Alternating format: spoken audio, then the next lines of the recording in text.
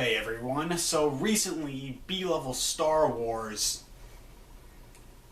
asked the EU community where we should be as a community, since after issue 108 of the Marvel comic came out, the hype around the EU has kind of died down to an extent.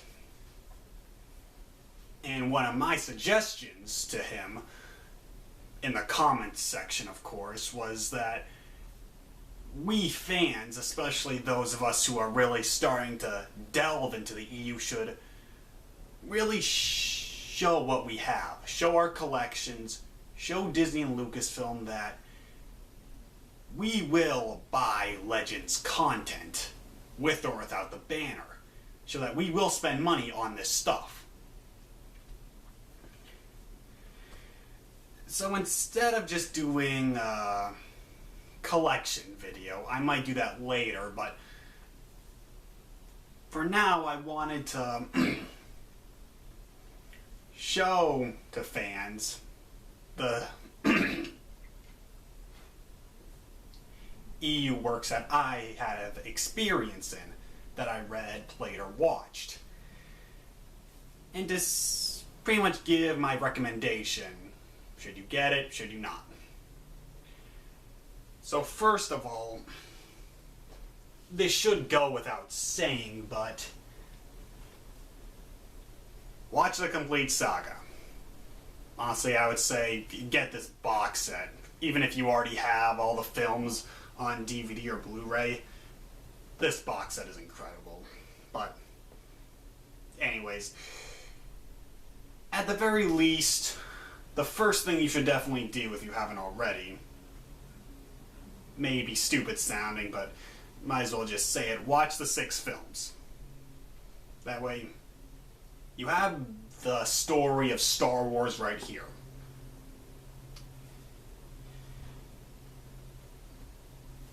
Because I, and probably like many of you, got into Star Wars thanks to the films. So watch that as your introduction, and then you can delve deep first into the EU. So with that in mind, let's start off with the books. I won't get into the comics since I have the epic, so that might be a different video. I don't know, but for now, books. Just going in chronological order just because. First up, Dawn of the Jedi Into the Void. The first novel chronologically in the timeline. It was supposed to set up a new era. Takes place about 26,000 years before A New Hope. So it takes place far into the past, and this book makes it quite clear. As you can tell, they use swords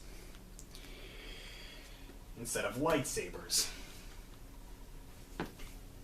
It's interesting, and you can definitely tell that they wanted to expand more that portion of the era, but obviously they couldn't with the decanonization. Overall, I would say it's a pretty good read.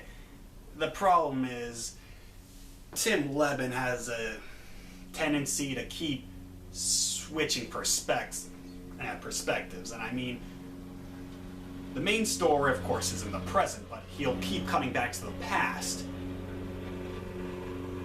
But there's very little indication when he's cutting to the past.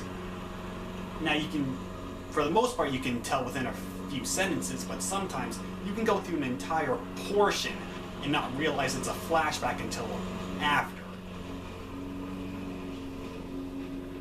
Other than that, it's interesting. It's in dire need of visuals. I haven't read the Dawn of the Jedi comic, so I can't really quite picture how this era looks, but I don't know. If you're interested in reading this era, since there's so little in it, I'd say go ahead.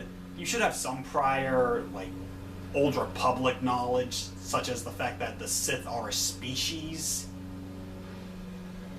Yeah, have some prior knowledge, go into it, and it does get bonus points for the main character being a redhead, so thumbs up on that front. Next up, the Phantom Menace novelization.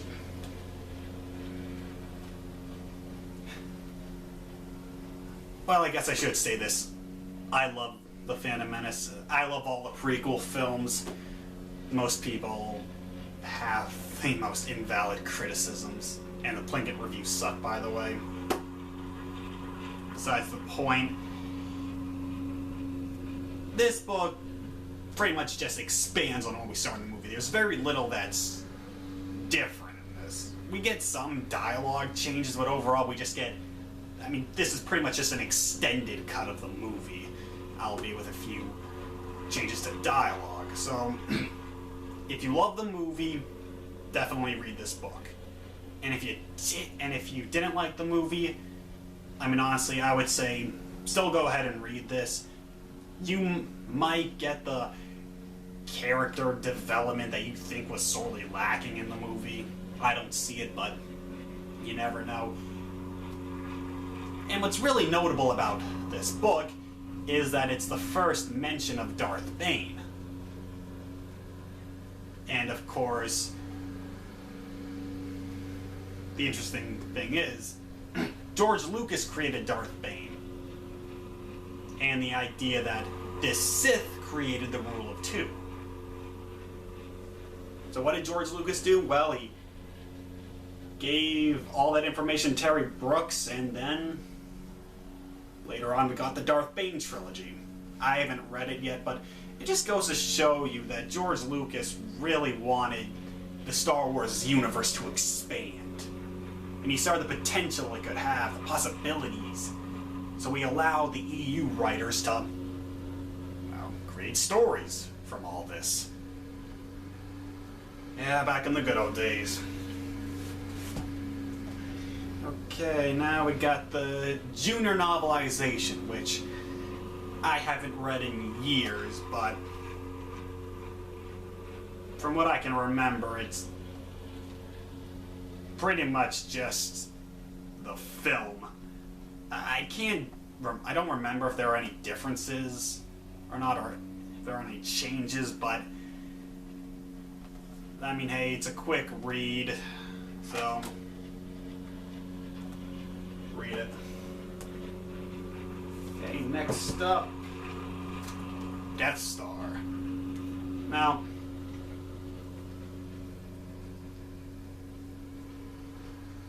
from what I hear, this book pretty much took all the various Death Star stories and pretty much just put them in one, made them cohesive, and so that they all made sense together. But of course, I read this book as a standalone. And on its own, it's really good. Seeing all these various people on the Death Star, their lives, really interesting stuff. And I'd even recommend it to people who like the new canon. Just really good stuff. Ensemble characters. We follow their various stories, and then they all eventually converge as we go through A New Hope. And we do get some callbacks to the Med-Star duology, I think. So, yeah, read this book if you're interested in seeing what life was like on the Death Star before it blew up. Splinter of the Mind's Eye, the first original novel of the expanded universe. And the thing to keep in note with this story is that it was written to be a possible made-for-TV sequel if the original Star Wars didn't do well. And I knew that going into this book, so as I was reading it, I kept thinking in my head, okay, how does all this translate to film? Or a made-for-TV film with that kind of budget? They're on a planet, or Luke and Leia spend the majority of the novel on a planet. And this planet is pretty much all fog. And we also spend most of that time in caves. So again, you can tell that this was made with a TV budget in mind. And also, because this was made long before Return of the Jedi, we don't have the Luke and Leia sibling reveal yet, so we do get some building, or some more development for that relationship, which in hindsight, yeah, not great, but just keep in mind when this was written. And also we get a nice little fight with Darth Vader. He kind of acts more like a, I don't want to say a Saturday morning villain more than anything. He talks like a villain in this book. And some people might find this book slow, which I wouldn't blame you for. Not much actually happens. Most of it's just journeying through the caves to find the Kyber crystal. And for those who don't know, the Kyber crystal is is this crystal that amplifies one's ability to use the Force. It's not.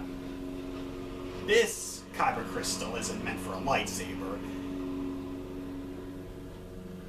And another thing to keep in note is that since this was very early on in the EU, the events and characters never really get brought up again as far as I'm aware.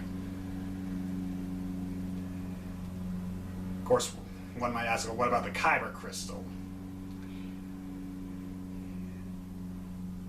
Again, I won't spoil anything, but I'm pretty sure they do explain why the Kyber crystal isn't mentioned ever again. But like I said, pick this up and just keep in mind that this is very, very early in the EU and was meant to be a made-for-TV sequel.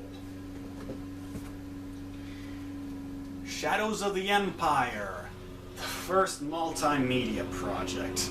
Remember those? I certainly don't. Yeah. So this was made to be a bridge between episodes 5 and 6, meant to pretty much lead into episode 6. But yeah, we follow a new villain, Prince Shizor, and his plans.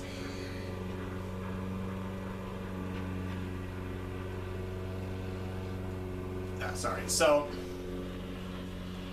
one thing I can really say about this book is that the political intrigue and the relationship between Vader and Shizor is really interesting. You can tell they just hate each other, and they're just waiting to finally get the upper hand, to win the Emperor's favor, which is always fun to see. And also, there's a scene, not a scene, part of the book where Leia is infatuated with Shizor, and and they bring it up in the book, but Shizor's species emits these pheromones that attract females. Or at least, yeah, females. So at some point, Shizor gets infatuated with Leia, and, well, he just let those pheromones fly, and boom, we get a sequence where Leia wants to impress him when she's captured. And, of course, since this is EU, we find out that Luke was the one... Actually, no, I can't remember if Luke or Leia came up with the plan to save Han. this book is pretty much about them trying to find Han. And of course, we all know how that ends up. So I don't remember if it's Luke or Leia that comes up with the plan to infiltrate Jabba's palace or not, but either way, it's not some new character like, say, Maz Kanata. At least it was actually the main characters who came up with the plan for that. And it ends pretty much right before Episode 6 begins. So yeah. I haven't played much of the game, but the game is pretty much from Dash Rendar's perspective, so I would say read this, play the game so you can get the complete story. I don't know about the comic adaptation, if that's also from a different perspective or not, but I'd say play the game, read the book, get the full story. So now moving on from the games, books, let's move on to the games.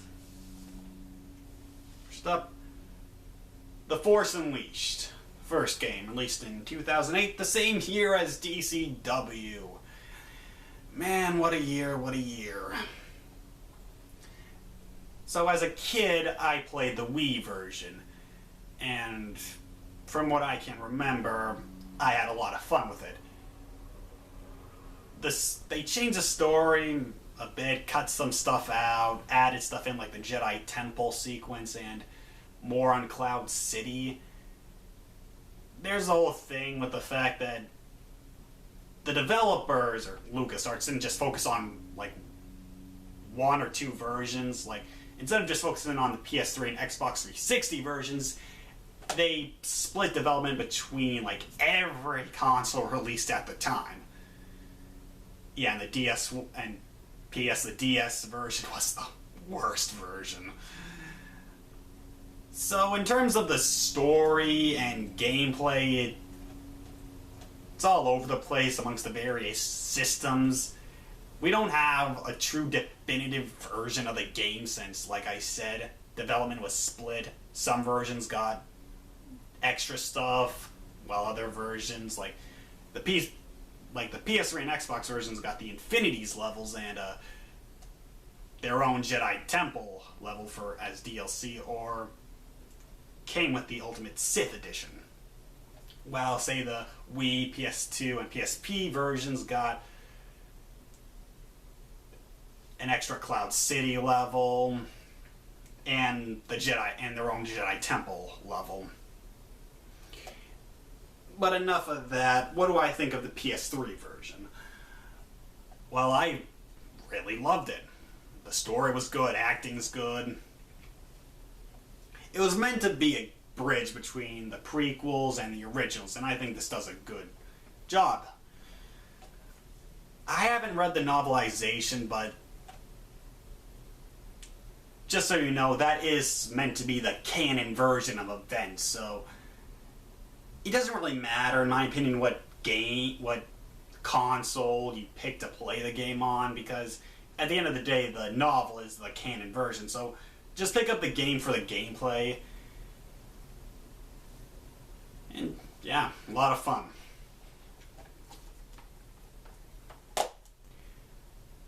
The Good Battlefront 2. Yes. This was released at a time when game developers had to release the full game and not chop it up and release the rest as DLC. Those are the good old days. Of course, the Xbox 360 versions got their own DLC, not released anywhere else. That's besides the point. Now, I'm not much of a FPS kind of guy or a multiplayer kind of guy. I play alone. Sad but true. But this game, I can play by myself for hours. It's just really fun.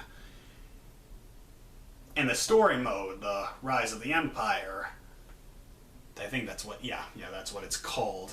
Correct me if I'm wrong.